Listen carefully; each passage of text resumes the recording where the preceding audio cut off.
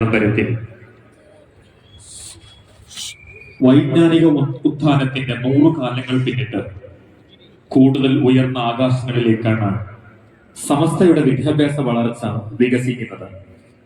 അതിരുകൾ മാഞ്ഞുപോകുന്ന ജ്ഞാനപ്രകാശം നമ്മുടെ അഭിമാനത്തിന്റെ മുദ്രയാണ്. വൈജ്ഞാനിക നവോത്ഥാനത്തെ പ്രതിയുള്ള സംസാരം സമസ്ത കേരള ജംഇയ്യത്തുൽ ഉലമ സെക്രട്ടറി ബദറുൽ സാദാത്ത് സയ്യിദ് ഇബ്രാഹിം ഖലീൽ അൽ ബുഖാരി സാദരം ക്ഷണിക്കുന്നു. ഇസ്ലാം മതത്തിന്റെ ഒരു പ്രത്യേകത,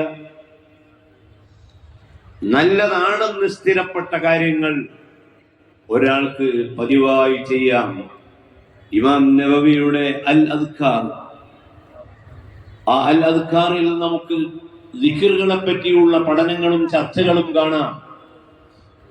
അതിനു വേണ്ടി സന്നദ്ധരാകണം എന്ന് മാത്രം പറഞ്ഞുകൊണ്ട് അല്ലാഹു തആല പറഞ്ഞു. ആദർശബദ്ധമായ ഒരു സമൂഹം രൂപപ്പെട്ടതിന്റെ വിപ്ലവകരമായ ചരിത്രം